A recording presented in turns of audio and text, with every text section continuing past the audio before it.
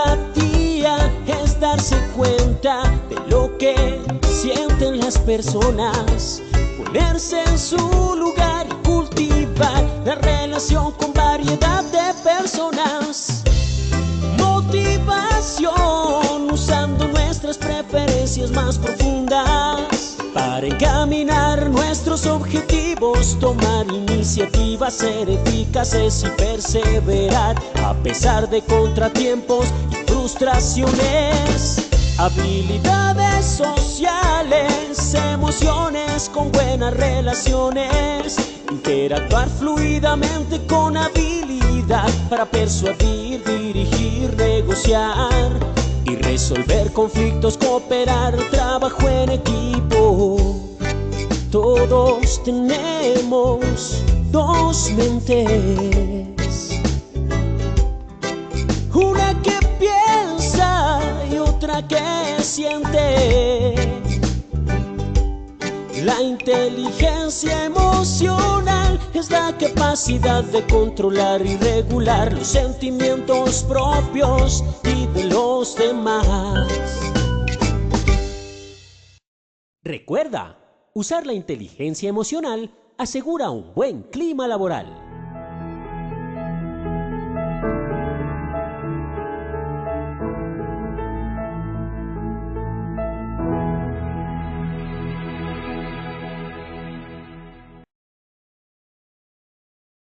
Muy buenos días a todos nuestros asistentes. Soy Lina Garzón y les doy la bienvenida hoy miércoles, un nuevo día de talleres web.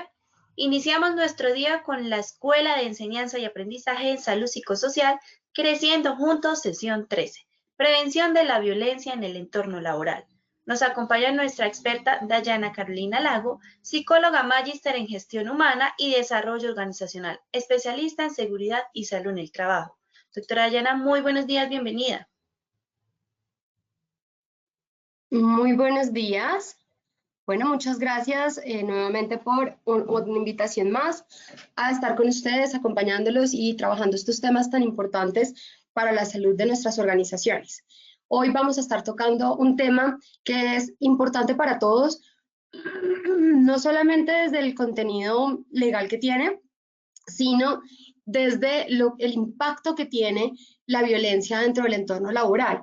Y es un impacto que tenemos que empezar a entender que no únicamente es a nivel social o a nivel de riesgo psicosocial, sino también tiene un impacto en el negocio, tiene un impacto en los indicadores de la organización, porque sin duda alguna un ambiente violento es un entorno que no es saludable y que me va a impactar a mí en la satisfacción y en la salud de la organización. Por lo tanto, vamos a tener personas posiblemente que no estén dando el 100% o no estén para nada conectadas con la organización, y eso pues nos repercute a nosotros financieramente también. Entonces, es un tema que tenemos que ponerle cuidado. Sí o sí hay que hablar de esto y hay que, más allá de tener activo el comité de convivencia y más allá de dar cumplimiento a la normatividad, pues tenemos que ponerle atención para revisar todas esas buenas prácticas que como organización podemos hacer para evitar o para más bien fomentar ambientes no violentos. No solo evitar casos, sino fomentar ambientes no violentos, que al final ese realmente es el objetivo macro que tenemos en esta gestión. Vamos a hablar un poquito de la diferencia entre comportamiento agresivo y violencia.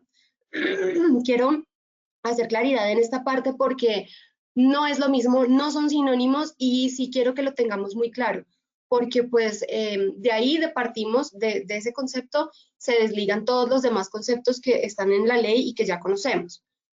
Vamos a hablar específicamente de lo que es la violencia laboral, vamos a ver los niveles que hay, los efectos que puede tener, cuáles son los factores de riesgo que pueden generarla, algunos, porque realmente esto es un tema tan complejo y multicausal que realmente son muchos los factores que pueden generar violencia en el entorno laboral, pero vamos a revisar algunos.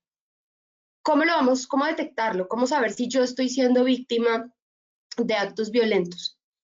Una organización no violenta, ¿qué es? Vamos a ver cuáles son los tipos de violencia en el trabajo que tenemos.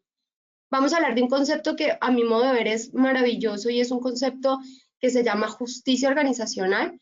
Y realmente, si todos partiéramos de ahí, yo creo que no estaríamos hablando en primer lugar de violencia en el entorno laboral, porque pues realmente este sí es el antagonista para la violencia. Este sí es el completamente opuesto y es un concepto muy bonito. Y vamos a revisar cuáles son esas buenas prácticas que podemos tener para prevenir violencia en el entorno laboral. El webinar de hoy es un poquito largo, así que voy a tratar de avanzar lo más ágil que pueda, pasando por todos los temas, porque sí quiero dejarles un poquito de cada cosa. Me parece importante que lo tengamos la generalidad de todos estos conceptos. Entonces, comportamiento agresivo no es lo mismo que violencia. El comportamiento agresivo es una función adaptativa. Es algo instintivo que tenemos como especie, de la que, bueno, lo que nos ayuda más bien a defendernos en el entorno en el que estamos. Hace mucho tiempo lo utilizábamos para defender nuestro territorio, para defender nuestro alimento, y eso se ha ido transformando socialmente para pues ya adaptarse a nuestra vida social en el momento. Hoy en día seguimos teniendo comportamiento agresivo y eso está bien, no está mal. Pero el problema es que ese se ha ido transformando en comportamiento violento. Ya vamos a ver la diferencia. Bien. Bueno. Entonces, el agresivo es un comportamiento de ataque y de supervivencia. Tengan eso claro. El agresivo está en todos los animales. La violencia no. Entonces, revisemos esto que nos dicen acá. En lo individual, suele manifestarse desde los primeros años de vida, pero su frecuencia se va reduciendo a través de los años. Sin embargo, hay personas que continúan siendo agresivas en edades adultas, encontrándose por esos comportamientos agresivos en los diferentes contextos sociales, como el de la familia o en ámbitos educativos y laborales. El problema es que cuando la agresividad se torna, y ahí es donde comenzamos a revisar el concepto de violencia, bueno, antes de llegar allá, cuando la agresividad se torna con una intención y con la intención ya puntualmente de establecer una relación de poder con un vulnerable, ahí entonces ya estamos hablando que ya este comportamiento agresivo deja de ser agresivo para convertirse en comportamiento violento. Entonces, el comportamiento violento lo hemos aprendido. Realmente es algo que se aprende en la sociedad. El comportamiento agresivo viene con nosotros, ¿sí? Ya está preprogramado en nosotros.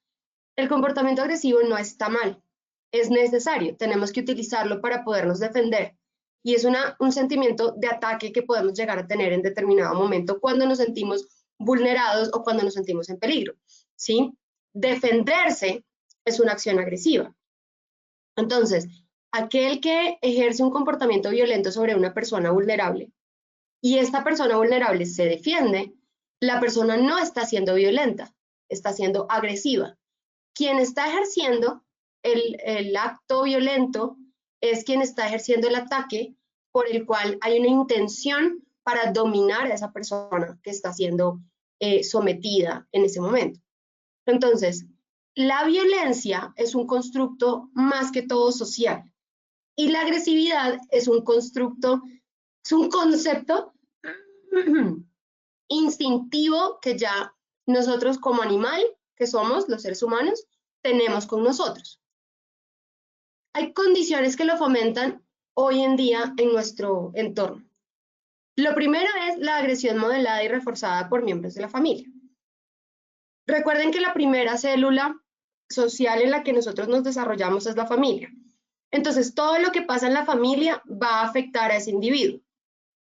Así que si mi familia tiene comportamientos constantemente violentos o incluso tienen una agresividad que no está regulada, porque como toda emoción, pues el ataque y la agresividad y la ira, que es parte de lo que es la agresividad, pues tiene que estar regulada. Entonces, si no hay regulación de la agresividad y además de eso hay comportamientos violentos, pues ahí hay una acción reforzada de que esa violencia es útil para yo defenderme en la vida. Entonces, yo como niño que crezco en ese ambiente, voy a comenzar a replicar ese mismo patrón cuando salgo a la sociedad, a ser funcional dentro de la sociedad.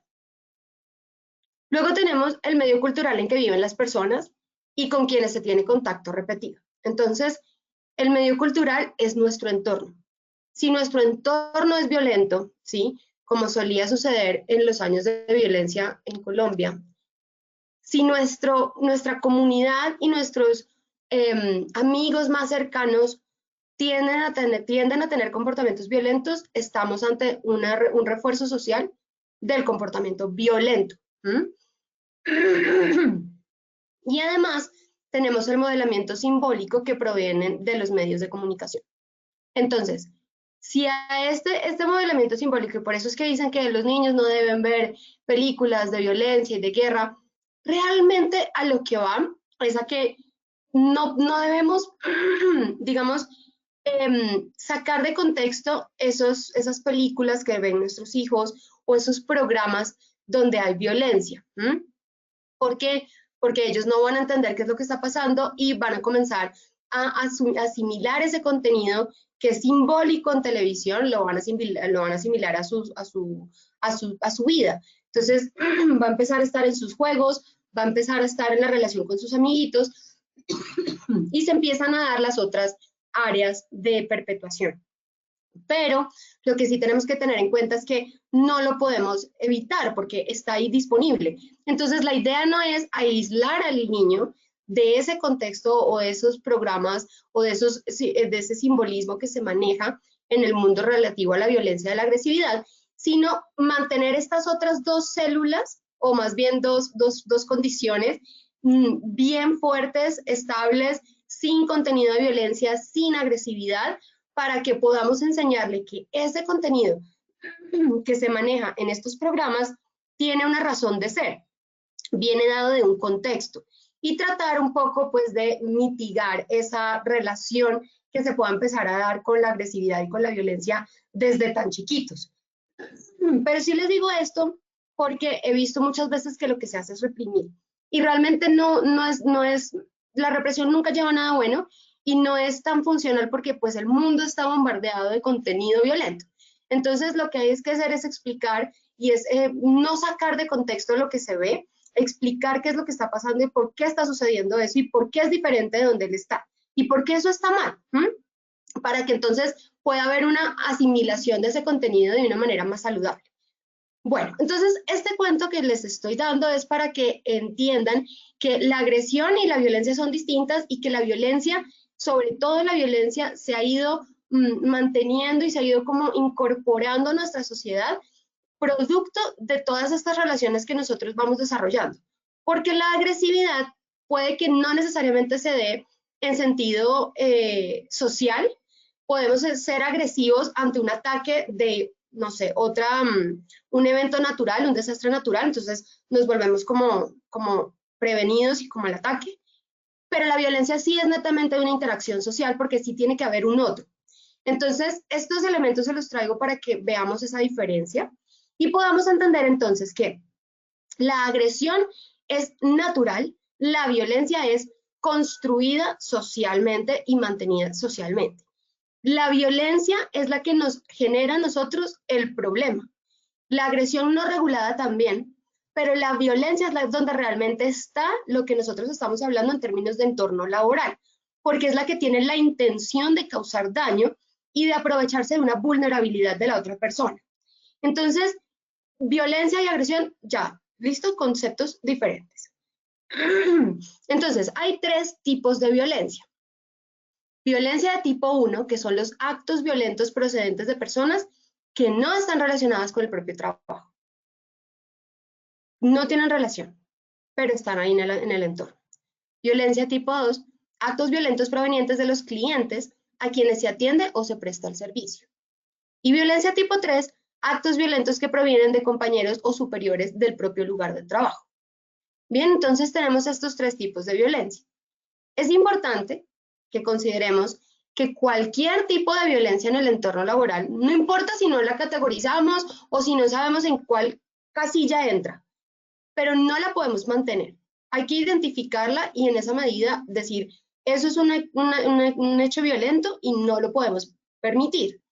Entonces, hay que desarrollar procedimientos, programas y lo que consideren necesario en su organización, lineamientos, políticas, lo que consideren necesario, pero que tenga un acto muy claro en qué hacer en caso de identificar un hecho violento de quien venga, de un contratista, de un subcontratista, de un colaborador, de un jefe, de un pasante, del profesor del pasante, del visitante, del proveedor, no importa de quién venga, la figura violencia es la misma. Entonces, hay que tener un plan de acción, hay que pensar en todos estos escenarios, porque normalmente nos quedamos en el escenario intralaboral, únicamente entre el jefe y el colaborador. Normalmente nos quedamos allí. A veces trasciende colaborador, pero más allá de ahí no trabajamos. Es algo muy general que sucede y no, digamos que no es por estigmatizar que nuestro trabajo en cuanto a la violencia laboral se queda corto o está mal, pero es que la costumbre es porque los casos que más vemos están relacionados con este tipo de violencia, más el tipo 2 y el tipo 3. Pero realmente sí tenemos que tener en cuenta el tipo 1 y el tipo 2 sobre todo, porque son los que menos trabajamos, para tener el marco de acción, la ruta muy clara en el momento en el que necesitemos activarla. ¿Qué va a pasar? Hay que hablar con el superior, si es el caso de un contratista o de un subcontratista. Hay que establecer protocolos en conjunto con estas organizaciones con las que trabajamos. Y eso es parte también de la responsabilidad social empresarial. Y es que de alguna manera ayudamos también a que estas otras organizaciones y la comunidad desarrolle protocolos de atención y rutas de atención ante hechos violentos.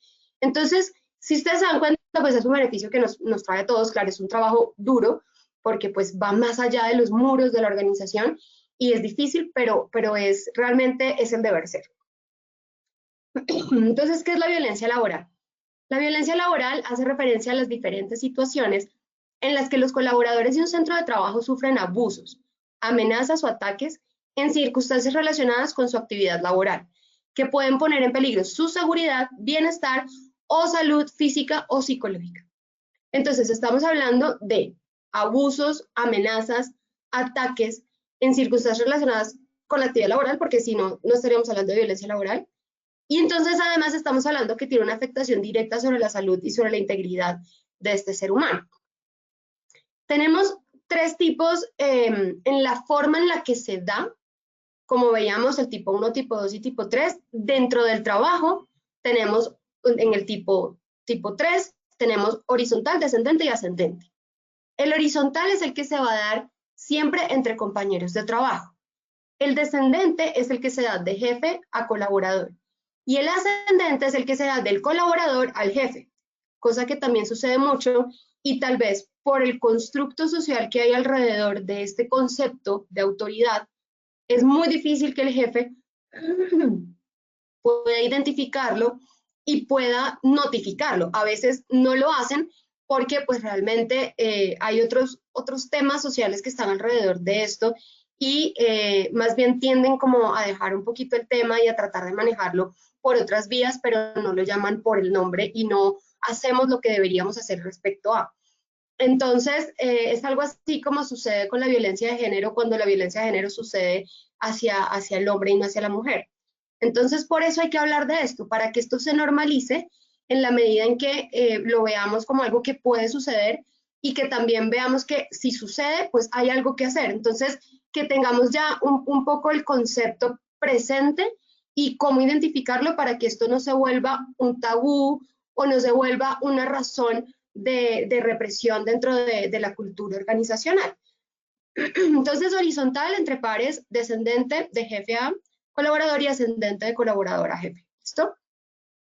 Consecuencias psicopatológicas, porque esto trae afectaciones en la salud física o psicológica. Primero, vamos a ver, y es tal vez lo que más se presenta, sobre todo al principio. Pongo suicidio entre paréntesis, ya les voy a explicar por qué. La ansiedad. Entonces, la ansiedad nos va a generar miedo y conductas de evitación a la situación. La ansiedad es tal vez el primer elemento que vemos en términos emocionales, porque es donde la persona pues no entiende bien qué es lo que está pasando, le cuesta mucho entender qué va a pasar a continuación o cómo lo va a resolver, y tratando pues también de ver cómo salir de esa situación, va a generar estas conductas de ansiedad. Exponerse a la persona, encontrarse con la persona en los pasillos, saber que tiene la posibilidad de encontrarse con la persona en los pasillos, todo esto va a generar ansiedad. Entonces, es una de las que más vemos en las personas que sufren acoso laboral o algún tipo de violencia laboral. Pongo suicidio entre paréntesis porque el suicidio pues, puede ser una conducta de evitación. Entonces, puede llegar un momento en que la persona se sienta a tal nivel de abrumación o a tal nivel de sin salida que la persona tienda a tener ideas suicidas. Pueden no materializarse y eso también depende de la personalidad y depende pues de muchas otras cosas, pero sí es para que lo tengan en cuenta en que podría llegar en un término muy ya intenso y una situación de mucho tiempo donde la persona no encuentra otra solución, sí puede llegar a ser algo de lo que haya que discutir en un caso como ese. La depresión suele suceder, está muy relacionada con el concepto de violencia. Normalmente es el trastorno que queda durante la relación violenta, es decir, normalmente una persona que es víctima de violencia y sobre todo donde está en el momento atravesando por una situación de violencia laboral o de violencia intrafamiliar, tiende a desarrollar depresión, ¿ok?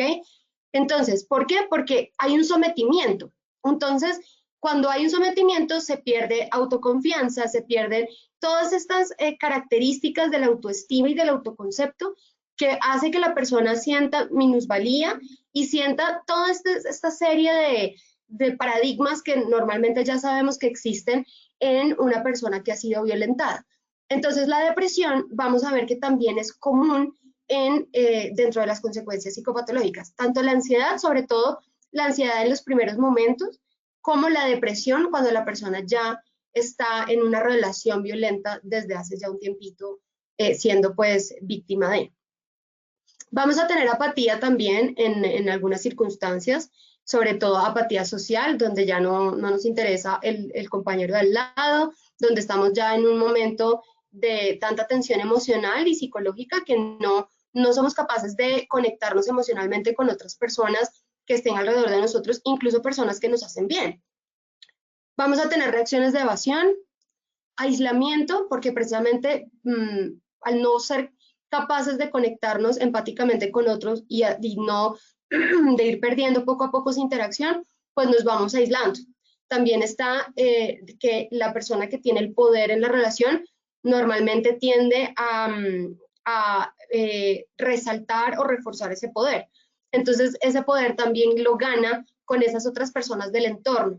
Entonces, esta persona que está siendo víctima de la violencia laboral, pues se va aislando del entorno en donde esa otra persona que está ejerciendo la violencia está la mayor parte del tiempo y donde permanece con su figura y su autoridad y su relación de poder más fuerte. Los problemas de concentración, porque obviamente todas estas situaciones van a mantener a la persona distraída, con dificultad para mantenerse centrado en la tarea, porque pues está viviendo toda esta serie de emociones y de pensamientos intrusivos, pensamientos obsesivos, pensamientos derivados de las emociones que está presentando por la situación, cambios de humor, no de humos, de humor. Estos cambios de humor pueden ser durante el día, pueden ser muy lábiles. Inseguridad, esto es parte de esto, es el más común. Alteraciones en el sueño, también producto de los pensamientos, de toda la expresión emocional y la carga psicológica que tiene la relación en la que se encuentra. Pensamiento introvertido, irritabilidad, falta de iniciativa y bueno, estos son algunas de las consecuencias psicológicas. Las consecuencias físicas también van a aparecer. Entonces vamos a ver un desajuste del sistema nervioso autónomo. Quiere decir, vamos a empezar a sentir más taquicardia o menos, o sentir sudoración, o sequedad en la boca, o sensación de ahogo en ciertos momentos, incluso momentos en los que aparece un pensamiento, pero ni siquiera la persona está, la persona que genera la violencia. Entonces, esta alteración, pues es común que se genere. Los problemas gastrointestinales, productos del estrés que está sufriendo la persona, el desgaste físico, porque el estrés ustedes saben que conlleva a desgaste físico, dolores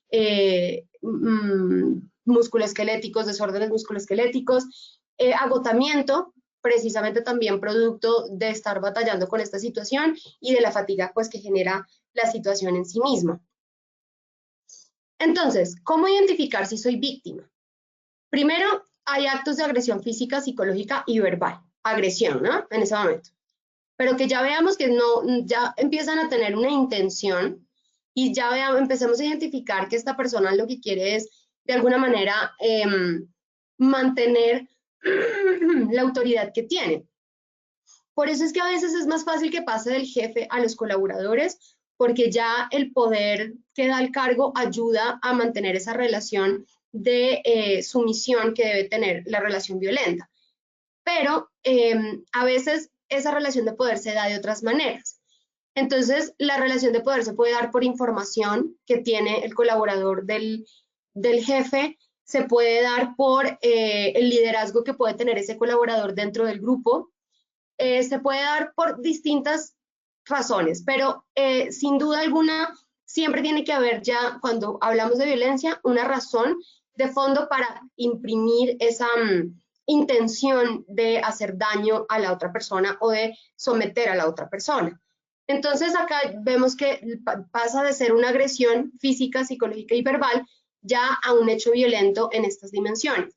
Entonces vemos también, por ejemplo, en el caso del acoso sexual, expresiones injuriosas o ultrajantes, sobre todo se presenta, persecución laboral con comentarios hostiles y humillantes que te descalifican.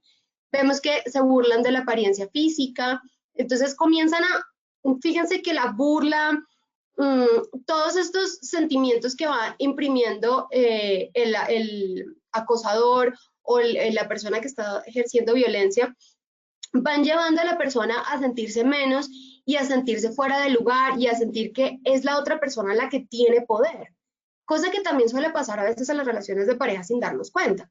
Entonces, a mí pues no me gusta el término de relación tóxica, pero pues más o menos se refiere como a ese tipo de relaciones donde la persona para mantener su autoridad y para mantener su lugar superior, pues tiende a hacer este tipo de burlas, este tipo de alguna manera descalificar a la otra persona y a minimizar a la otra persona. Entonces, en esta relación sucede mucho.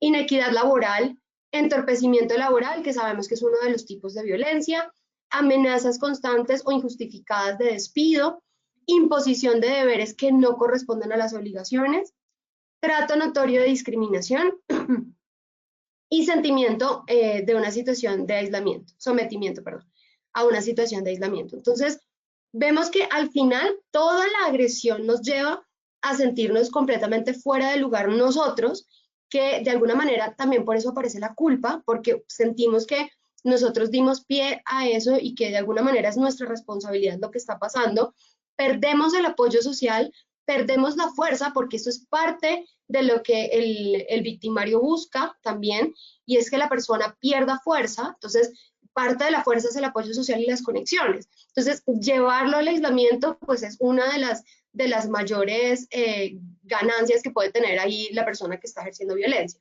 Entonces, al final de pasar por todo esto, pues ya es una persona que no va a defenderse, que está en un estado donde ya permite los hechos violentos y es muy difícil que la persona ya pueda salir de ahí, a menos que toque fondo ya en una situación bastante grave. Entonces, por eso es que hay que detectarlo en los pasos iniciales. Hay que saber que si ya yo permití un acto de agresión en el entorno laboral desmesurado, que no tiene sentido, o que pudo haber sido regulado de otra manera, ya ahí de entrada yo tengo que hacer un alto y decir, no, no te lo permito, si no te permito que me hables de esa manera, si vas a hablar conmigo tiene que ser bajo el respeto, y de entrada pues buscar cuáles son, si se mantiene, y si ya empezamos a ver otro tipo de expresiones, ver de qué manera activar esta ruta para prevenir la violencia. No necesariamente en este punto puede haber acoso, puede que no. Puede que en este punto sea simplemente violencia en términos del tipo de relación que mantiene esta persona. A veces las personas que lo hacen empiezan como a ver con quién funciona, porque tienden a tener este tipo de relacionamiento, hasta que encuentran directamente una persona luego con la que quedan y con esa persona es con quien ejercen ya todo el tipo de, toda la carga de la violencia. Pero pues la persona puede ser así en el primer momento con varias personas también. Entonces, hay siempre que pararlo en el primer momento, no permitirlo y buscar sobre todo ese apoyo social que se necesita para que entren otras fuerzas a controlar la situación. Entonces, sí es importante que lo identifiquemos y que lo identifiquemos dentro del marco también de la sensatez, ¿no? Que si mi jefe me está pidiendo que me quede toda esta semana hasta las 9 de la noche porque pues estamos sacando un tema álgido que sí o sí tiene que salir esta semana, pues yo debo estar en la capacidad de comprender que es parte del trabajo y que no se trata como tal de un acoso, ¿no? Entonces, ahí es donde comenzamos a leer esas conductas que están en la ley 1010, vistas, pero desde el contexto en el que estamos, ¿bien? Y ver si realmente hay una intención de ejercer esa violencia sobre la persona. Entonces, factores que pueden generar ambientes de violencia laboral. Vemos la insatisfacción con el trabajo, es uno de, es decir, una persona que no se siente satisfecha con su trabajo es una persona que por lo general va a actuar de manera violenta o agresiva en el entorno en el que está. La falta de claridad en las directivas laborales. Entonces, cuando no hay políticas claras, cuando no hay lineamientos, cuando no hay instrucciones, se puede prestar para que sucedan actos violentos. Sobre todo cuando esta falta de claridad se da en términos de la ruta de acción en casos de violencia laboral. Dificultad en la integración en las tareas, utilización de frases descalificadoras y discriminatorias. Esto a veces lo tomamos como cultura, es que nosotros somos, miren, a veces hasta incluso con las regiones de Colombia tendemos a tener, aceptar ese tipo de tratos. Entonces decimos, es que, no sé, yo soy santanderiano, entonces yo hablo fuerte y no es que yo te esté regañando, es que yo soy así. Pero pues claro, hablo muy fuerte. Entonces empezamos a ver que hay un comportamiento que puede ser agresivo, que podría modularse, pero que de alguna manera estamos justificando. Este es un ejemplo, lo traigo como un ejemplo general. Pero fíjense y busquen en entornos en los que han estado así para ver de qué manera justificamos ese tipo de comportamientos que podrían regularse, que no necesariamente son violencia laboral, pero que podrían regularse y que podrían hacer parte, digamos, hacer más difícil para una persona que sí va a ejercer violencia que lo haga. Porque cuando en el ambiente nosotros mantenemos este tipo de comportamientos y lo mantenemos normal, los chistes, las descalificaciones las hacemos a personas, entonces es que yo se la monto por amor, ella sabe que yo se la monto por cariño, pero le digo bruta, le digo que, oiga, usted sí es que no sirve para nada. Ese tipo de frases que descalifican, aunque a veces son, digamos, socialmente aceptadas porque se dan en un contexto en el que supuestamente no estoy acosando o ejerciendo violencia, hacen que el ambiente sea un ambiente donde pueda darse más fácilmente un hecho de violencia laboral, de otra índole. Puede que esos hechos sí sean, entre comillas, con amor, pero realmente, pues, abre la puerta para que otras cosas más puedan pasar. Entonces es muy importante que hablemos de esto en las organizaciones y que dejemos claro que por más cultural que lo veamos o por más común o por más amiguero que lo veamos, entonces porque te quiero te aporro, por como dicen por ahí, ese tipo de cosas van fomentando este ambiente de violencia y van generando que sea más fácil que un caso de acoso se pueda dar, ¿sí? No estoy diciendo que los que lo hacen en este sentido cultural sean ya de entrada un acosador laboral, pero sí hacen que el ambiente se preste para eso. Por eso es que hay que minimizarlo al máximo. Entonces, una evaluación inequitativa también, cuando hay favoritismos, cuando empezamos a ver que... Perdón, cuando empezamos a ver que hay una cierta tendencia a favorecer a otros, eso también se puede prestar para que hayan hechos de violencia laboral y de acoso, o para entender esos hechos de acoso. Formación de subgrupos y aislamiento de los acosados o de los acosadores. Entonces, ese tipo de grupos que se van reforzando entre ellos mismos. Eso hay que hablarlo. No está mal tener grupos, subgrupos, es normal, porque las amistades en el entorno de trabajo se dan. Entonces, no necesariamente, si acá nos acompañan jefes, no esperen que todo su grupo sea amigo de todos los integrantes del equipo a un nivel en que todos socialicen y todos tengan incluso espacios extralaborales juntos, porque pues hay muchos factores, están los factores de personalidad, la edad, los gustos, en fin, hay muchas cosas que pues no van a hacer que eso pase, pero sí es normal que se den amistades y por lo tanto que ese grupo grande se divida en subgrupos y cada subgrupo pase tiempo juntos. Lo que hay que tener en cuenta es que esos subgrupos como tal sean grupos sanos, donde no haya ningún tipo de violencia entre uno y el otro, donde la interacción social de ellos sea normal, natural y sea sin una intención de dañar. Y ahí ya empezamos a ver, cuando por el contrario comenzamos a ver que esta segregación se da, pero ya los acosadores están de alguna manera perpetuándose en el poder social y se hacen en grupo y están, ya uno los identifica porque también pasa, son como, dicen, pequeñas mafias o pequeñas logias que se dan dentro de las organizaciones. Esos es los que hay que entrar a revisar y ver cómo se están dando esas relaciones y tratar de romper de alguna manera al menos la intención que hay en esas relaciones. Hablar de estos temas, romper la intención, por ejemplo. Llevar esto a las organizaciones, comentarlo, hacer que la gente caiga en cuenta de qué es normal, qué podemos permitir y qué no. Eso va rompiendo precisamente la fuerza de esos grupos y de estas personas. Entonces, las personas en una organización no violenta, primero se hacen responsables por sus vidas. Son personas responsables, protagonistas, donde toman decisiones y asumen el control. No se dejan someter. Entonces, esto hay que trabajarlo. Fíjense que podemos crear factores protectores en la población. No solamente es el comité de convivencia que espera que lleguen los casos de acoso, sino que podemos darle a las personas herramientas para no ser víctimas de acoso. Y eso es parte de lo que debe ser la prevención de la violencia en el entorno laboral.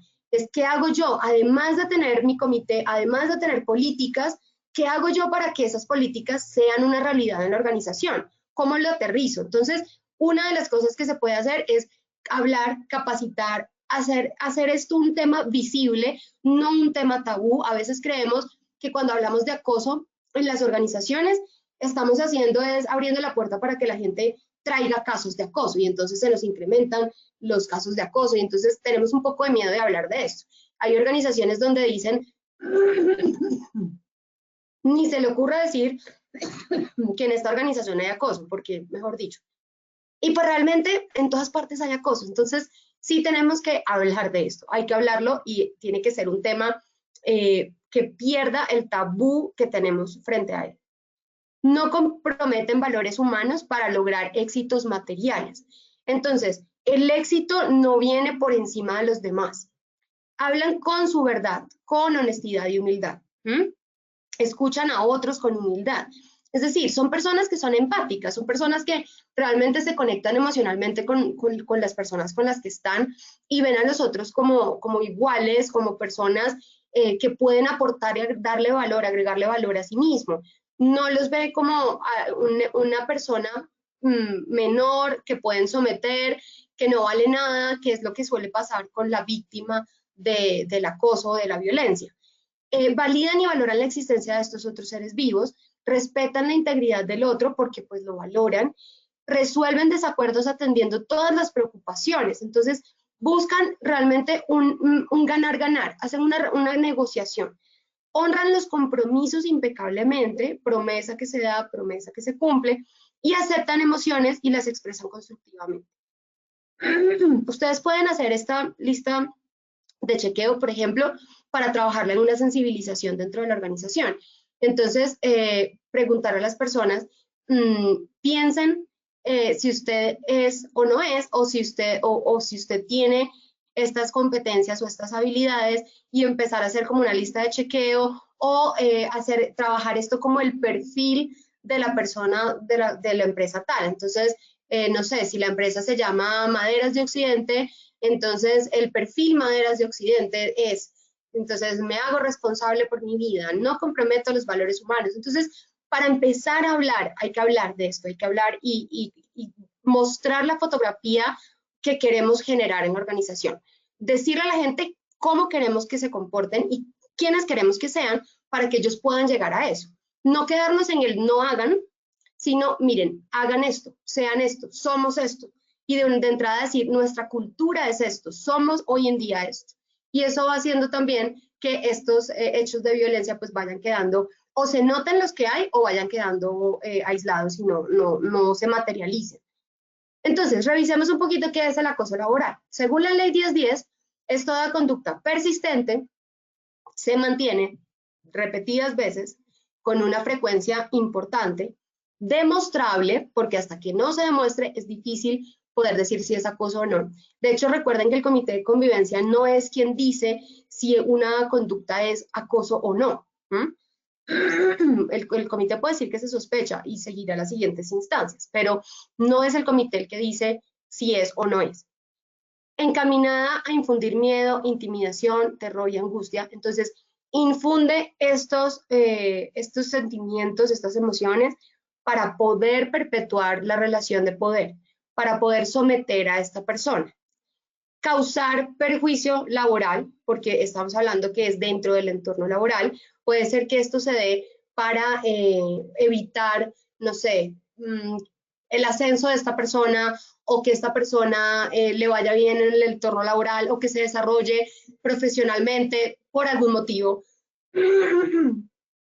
Generar desmotivación en el trabajo o inducir la renuncia del mismo, porque definitivamente no lo quiero acá, entonces sin darme, incluso sin la intención como tal de tener ese sometimiento, voy sacándolo un poco del panorama, le voy dejando de dar tareas, lo voy dejando fuera de las reuniones, fuera de los encuentros extralaborales del grupo, para que la persona se aburra y se vaya. Entonces, ese tipo de conductas que tienen una intención clara y que hay como tal hay una relación de poder y hay una relación social basada en la violencia, en hechos que descalifican, en hechos que afectan la integridad física y mental, pues eso es entonces lo que conocemos como acoso. Pero hay que demostrarlo. Entonces ahí es donde empieza todo el sistema pues a tener sus dificultades y pues a tener todo un proceso de investigación. Bueno, luego hablamos del acoso sexual. Ya vamos a empezar a hablar de los tipos de violencia que hay. El acoso sexual es un tipo de acoso donde se da mayormente en mujeres. Vemos que más o menos el 40% tienden a renunciar por este motivo. Tiende a darse más de forma descendente del jefe al colaborador, aunque pasa también de las tres maneras, horizontal, descendente y ascendente, pero pues sucede más en estos contextos. El acoso sexual es una conducta de acoso, pero que está dada en términos sexuales. Entonces son comentarios que se pasan de tono, que entran ya a tocar con la intimidad de la persona, que son chistes morbosos que se pueden dar desde ahí. Es decir, si ustedes quisieran hacer un mapa, ustedes pueden encontrar las conductas de acoso y pueden ir de la más leve a la más grave siendo ya un hecho pues violento de acoso sexual, ¿no? Pero pues podemos ir desde los chistes que se dan en el entorno, para los cuales, ojo, no los podemos permitir. Es decir, si un compañero nos hace un comentario o estamos sentadas almorzando y un compañero nos hace un comentario, un chiste que se pasa de tono, no lo podemos permitir. Tenemos que muy respetuosamente decir, no estamos de acuerdo con ese tipo de comentarios y te agradecería por favor que no lo hicieras. Por lo menos no en presencia de nosotros, por favor evita hacerlos. Porque empezamos, eso se va dando, vamos abriendo puertas. Entonces se va dando para siguientes conductas, como por ejemplo, invitaciones que se vuelven reiterativas a pesar de negación, o llamadas que no queremos recibir, o ya empieza a haber como un intercambio entre yo hago esto por ti, pero tú tienes que hacer otra cosa por mí. Entonces, desde el comentario más inocente que puede hacer un chiste en una reunión casual, hasta ya los más graves, todos tenemos que buscar la manera de ponerles un paro en el momento indicado. Entonces, es importante que tengamos claras cuáles son esas conductas y las puedan revisar pues en la bibliografía para que hay alrededor del tema de acoso sexual para que en su organización estructuren un mapa y capaciten sobre esas conductas. Tenemos un marco legal donde está la resolución 2404, la 2646, la ley 1010, las leyes también de comité de convivencia, que nos están invitando siempre a prevenir la violencia en el entorno laboral. Entonces, más allá pues del cumplimiento normativo de estas normas, yo lo que quiero es que se lleven que esto es porque realmente afecta el entorno de trabajo, afecta incluso la imagen de la organización. Entonces tiene un costo en capital intelectual, tiene un costo en muchas áreas que podríamos calcular incluso financieramente. Es decir, esto es una enfermedad para la organización que tenemos que prevenir en un momento importante para evitar que esto nos llegue a costar económicamente. Entonces, si lo quieren ver por el marco legal, lo pueden ver porque hay normas que lo regulan. Entonces, si lo quieren hacer por acá, pues listo.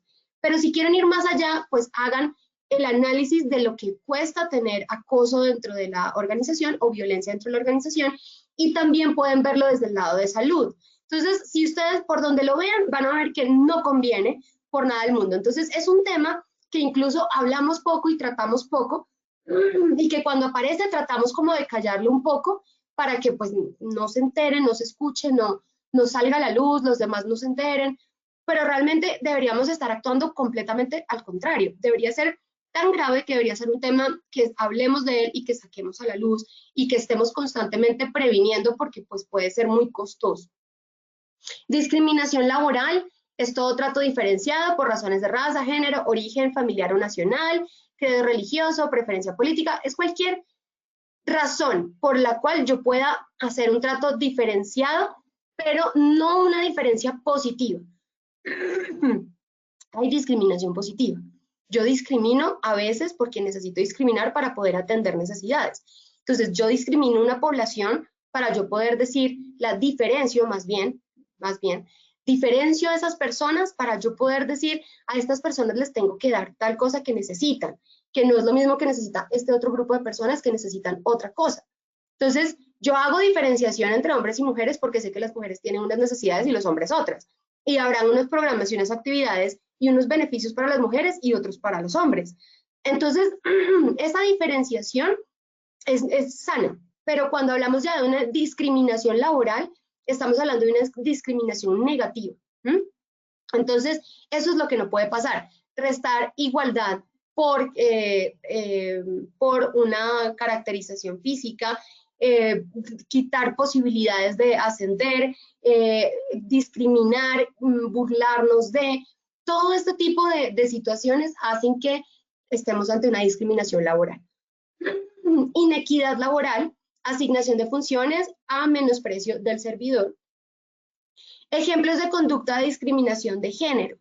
Entonces, ustedes ya, esto lo hablamos en el webinar de género y pues los invito a revisarlo en Posipedia, pero pues les cuento algunas. Solicitar el certificado de no gravidez para acceder o permanecer en el trabajo. Salarios mayores a mismos cargos entre hombres y mujeres. Firma anticipada de la renuncia en caso de embarazo. Manifestaciones de acoso sexual o insinuaciones sexuales. Control riguroso de su fertilidad. Entonces, uso de anticonceptivos o esterilización como un requisito para permanecer en el empleo. Riesgo de no ser reinstalada en el puesto después de un permiso de maternidad o de lactancia. Negar permisos para responsabilidades familiares. Y estas cosas pasan. Uno creería que ya a estas alturas no, pero sí suceden. Entonces hay que revisarlas porque a veces, por ejemplo, estamos desarrollando actividades con proveedores que tienen este tipo de políticas que aunque no están declaradas y no son públicas o no están ahí como tan a la mano, porque obviamente tienen su impacto también social, pero sí lo hacen. Entonces hay que revisar con quiénes hacemos negocios, quiénes son nuestros proveedores, hay que ver todo nuestro grupo de interés para ver esos grupos de interés cómo son y si se alinean con los valores de la organización, y eso es parte también de la responsabilidad social empresarial. Entorpecimiento laboral, toda acción tendiente a obstaculizar el cumplimiento de la labor o hacerla más gravosa o retardarla con perjuicio para el servidor o el empleado. Constituyen acciones de entorpecimiento laboral, entre otras la privación, ocultación, o inutilización de los insumos, documentos o instrumentos para la labor. Entonces, no colaborar, no solo no colaborar, sino además buscar trabas para que la persona haga su trabajo es parte de un hecho violento dentro del entorno laboral. La desprotección laboral claramente es la persecución laboral. Entonces, toda conducta cuyas características de reiteración o evidente arbitrariedad permitan inferir el propósito de inducir la renuncia del empleado. Entonces, esto también genera que nosotros pues no nos demos cuenta o sea difícil de demostrar, pero sí estamos haciendo un sometimiento con esta otra persona para hacerle daño intencionalmente y que la persona termine por irse de la organización. Y luego tenemos esta que es poco trabajada y es muy importante porque realmente sí se da en el entorno, y es el ciberacoso. Entonces, es un hostigamiento igual y tenemos que tener cuidado, sobre todo ahorita que estamos en trabajo presencial y virtual. Es un hostigamiento virtual, intencional y continuo contra un individuo o grupo que se lleva a cabo a través de medios tales como el correo electrónico, las redes sociales, los blogs, la mensajería instantánea, los mensajes de texto, los teléfonos móviles y los websites. Entonces, tengan en cuenta que aun cuando no estamos en un entorno presencial y físico y que no hay interacción física, el comité de convivencia más que nunca tiene que estar activo. Más que nunca tenemos que darle mecanismos a las personas para notificar posibles hechos de violencia a los que puedan ser víctimas. Más que nunca tenemos que estar atentos a que no se estén dando hostigamientos en el ámbito virtual, porque en este momento es cuando incluso más fácil se puede volver para la persona. Entonces, es una situación que sí o sí se da, y tenemos que estar pendientes para prevenir y para hablarle a la gente de esto para que la gente también pueda identificarlo a tiempo, porque a veces es un compañero intenso. Es que de verdad Juan es muy intenso y resulta que Juan es muy intenso al principio y esa conducta de Juan va a ir aumentando a medida que la persona vaya permitiendo sin darse cuenta ciertas cosas. Entonces hay que hablar para que la gente sepa decir no y sepa notificar a tiempo y ahí poder hacer prevención. Características: requiere destreza y conocimiento sobre Internet, lógicamente poder entrar a las cuentas de la persona, aunque pues de forma sencilla también se puede hacer. Una falsa acusación: se busca dañar la reputación de la víctima, es otra forma de hacerlo. Entonces, si tú no haces lo que yo quiero, voy a mandar esta foto que tomé y resulta que es una foto alterada. Invisibilidad o anonimato del agresor, porque pues como no hay una interacción directa, física, pues hay anonimato más fácil, entonces ahí también se puede perpetuar. El escenario no es el centro del trabajo, es el centro virtual de trabajo. Por eso es difícil, pero por eso hay que sacar adelante políticas para hacerlo.